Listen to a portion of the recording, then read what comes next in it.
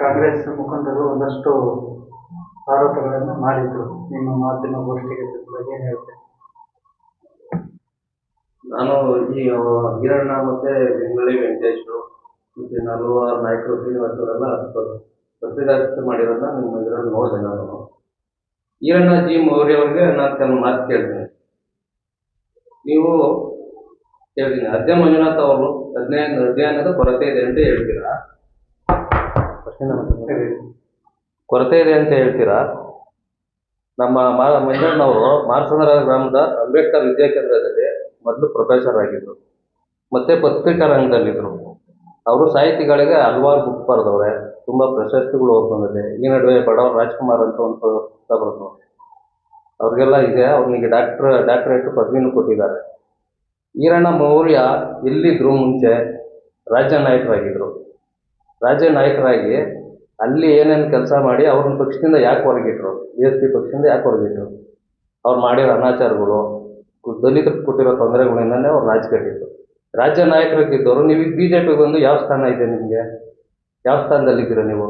ಒಂದು ಗ್ರಾಮಕ್ಕೂ ಈಗ ನೀವು ನಾಯಕರಾಗಕ್ಕೆ ಉಳಿದಿಲ್ಲ. ನೀವು ಒಂದು ಕಾರಲ್ಲಿ ಬ್ಲ್ಯಾಕ್ ಇದು ಏನೋ ತಿಂತಿರೋದು ಗ್ಲಾಸಲ್ಲಿ ಓದ್ತಿರೋ ಒಬ್ಬರೇ ಕೂತ್ಕೊಂತೀರಾ. ನಿಮ್ಮ ತಾಲೂಕು ಆಫೀಸಲ್ಲೋ ಇಲ್ಲ ನಿಮ್ಗೆ ಯಾವುದು ಕಚೇರಿಯಲ್ಲಿ ಕೆಲಸ ಆಗಬೇಕೋ ನಿಮ್ಮ ಪರ್ಸ್ನಲ್ ಕೆಲಸ ಮಾಡ್ಕೊಂತೀರಾ, ಮಧ್ಯಾಹ್ನ ಊಟ ಮಾಡ್ತೀರಾ, ಸಂಜೆ ಟೈಮ್ ಪಾಸ್ ಮಾಡ್ಕೊಂಡು ಮನೆಗೆ ಮಾಡ್ತೀರಾ. ನೀವು ದಲಿತ ನಾಯಕರು ಅಂತ ಹೆಂಗೆ ಅನ್ಸ್ಕೊಂತೀರಾ? ನೀವು ದಲಿತರ ನಾಯಕರಿಗೆ ನಿಮ್ಮಿಂದ ಏನಾದರೂ ಅವ್ರಿಗೆ ಹೆಲ್ಪ್ ಆಗಿದೆಯಲ್ಲ, ಅವ್ರಿಗೆ ಅವ್ರದ್ದು ಉದ್ಧಾರಕ್ಕೋಸ್ಕರ ಏನಾದರೂ ಒಂದು ಕೆಲಸ ಮಾಡಿದ್ದೀರಾ? ನೀವು ಮಾಡಿಲ್ಲ.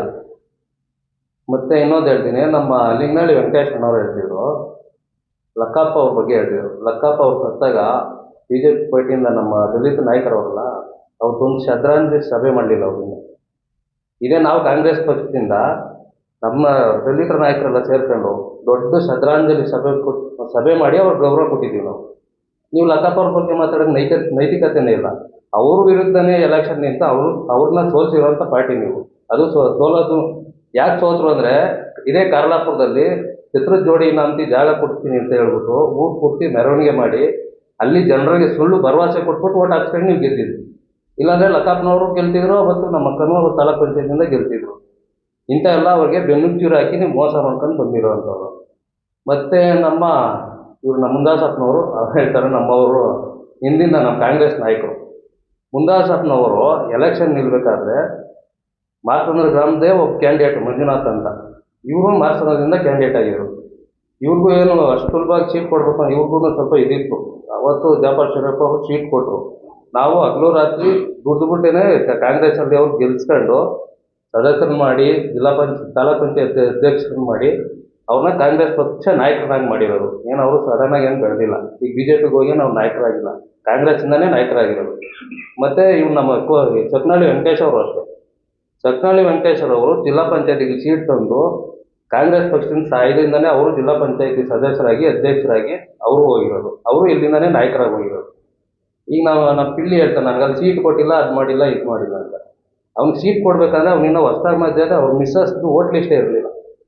ವೋಟ್ ಲಿಸ್ಟ್ ಅವನೇನು ಮಾಡ್ದ, ಯಾರ್ದೋ ನಾವು ಒಂದು ಲೀಡರ್ಗಳ ಜೊತೆ ಇರ್ತೀವಿ, ಅವ್ನಿಗೆ ಯಾರ್ದೋ ಪ್ರೇರೇಪಣೆ ತಗೊಂಡು ಸುಮ್ಮನೆ ಖಾಲಿ ಚೆಕ್ ಹಿಡ್ಕೊಂಬಂದು ಎಲೆಕ್ಷನ್ ನಿಲ್ಲಬೇಕು ಅಂತ ಬಂದ. ಅದನ್ನೆಲ್ಲ ಪಕ್ಷ ಗೊತ್ತಿತ್ತು ಅವ್ರಿಗೆ. ಅವ್ನಿಗೆ ಸೀಟ್ ಕೊಡಿಲ್ಲ. ನೆಕ್ಸ್ಟ್ ಎಲೆಕ್ಷನಿಂದ ಎಲ್ಲ ಪಂಚಾಯತಿ ಸೀಟ್ ಸಿಕ್ತು, ಎಲ್ಲ ಸಿಕ್ತು, ಅವ್ನಿಗೆ ಗೆಲ್ಲಕ್ಕಾಗಲಿಲ್ಲ.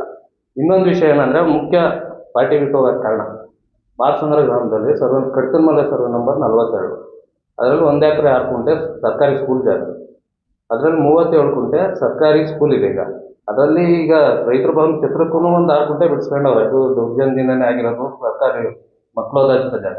ಆದರೆ ಎದುರುಗಡೆ ಒಂದು 9 ಗುಂಟೆ ಛತ್ರಕ್ಕೆ ಅವರು ಪಾರ್ಕಿಂಗ್ ಮಾಡ್ಕೊಳಕ್ಕೆ ಹೊರಟಿದ್ರು. ನಾವು ಅವಾಗ ನಮ್ಮ ಮಾತನ್ನ ಮುನಿಯಪ್ಪರ ಗಮನಕ್ಕೆಲ್ಲ ತಂದು, ನಮ್ಮ ಮಿನಿಸ್ಟ್ರುಗಳ ಗಮನಕ್ಕೆ ತಂದು ಅದನ್ನು ಒಂದು ಸರ್ಕಾರಿ ಆಫೀಸ್ ಆಗಲಿ ಅಂತ ಹೇಳ್ಬಿಟ್ಟು ಗ್ರಾಮ ಲೆಕ್ಕಾಧಿಕಾರಿ ಮತ್ತು ಅವ್ರಿಗೆ ಒಂದು ವಸತಿ ಗೃಹಕ್ಕೆ ಅದನ್ನು 2018ರಲ್ಲೇ ಮಾಡಿದ್ವಿ. ಇವರೆಲ್ಲ ಸೇರ್ಕೊಂಡು ಏನು ಮಾಡಿದ್ದಾರೆ, ಯಾರನ್ನು ಮಾರ್ಸಂದ್ರ ಪಾರ್ಟಿಗೆ ಫೋರ್ಜರಿ ಖಾತೆ ಮಾಡಿಸ್ಬಿಟ್ಟು 68 ಫೋರ್ಜರಿ ಖಾತೆ ಮಾಡಿಸಿ ಅದನ್ನು ಕಾಂಪೌಂಡ್ ಹಾಕೋದಕ್ಕೆ ಅವನು ಬಂದು ನನ್ನ ಹತ್ರ ಮಾತಾಡಿದೆ. ಈ ವಿಚಾರ ಯಾರು ಪಿಳ್ಳಿಯನ್ನು ನಮ್ಮ ಅಂತಕ್ಕಂಥ ತಮ್ಮನೇ. ನಾನು ಅವ್ನಿಗೆ ಹೇಳಿದೆ, ನೋಡಿ ಇಂಥವ್ಕೆಲ್ಲ ಕೈ ಹಾಕಕ್ಕೆ ಹೋಗೋಣ, ಜನ ನಿನ್ನ ಬೇರೆ ಥರ ನೋಡ್ತಾರೆ, ಅದು ಗೌರ್ಮೆಂಟ್ ಜಾಗ, ಅದನ್ನೆಲ್ಲ ಸುಮ್ಮನೆ ಇದ್ಬಿಡು, ಅದನ್ನೆಲ್ಲ ಕೈ ಹಾಕಕ್ಕೆ ಹೋಗ್ಬೇಡ ಅಂತ. ಆಯಿತು, ನಾನು ನಿಮ್ಮ ಮುಂದೆ ಆ ವಿಷಯಕ್ಕೆ ತಲೆ ಹಾಕಲ್ಲ ಹೋಗ. ಅದೇ ಜಾಗದಲ್ಲಿ ಇನ್ನೊಂದು ಯಾವುದೋ ಗೋಬಿಗೋ ಎಂಕೋ ಒಂದು ಅಂಗಡಿ ಕೊಟ್ಟ.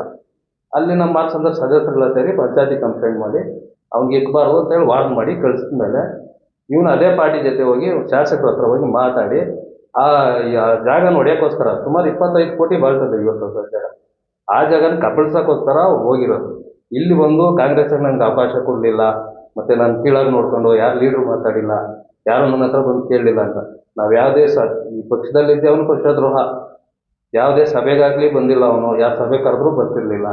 ಸುಮ್ಮನೆ ಹೇಳೋದು, ನಾನು ಅವ್ರು ಫೋನ್ ಮಾಡಿಲ್ಲ. ಈಗ ಮಾರ್ಸಂದ್ರದ ಹೆಸರುಘಟ್ಟ ಮಂಜಣ್ಣ ಲೀಡ್ರಲ್ಲೇ ನಮ್ಮನ್ನು 4-5 ಜನ ಲೀಡ್ರ್ ಇರ್ತಾರೆ ಮುಖ್ಯ.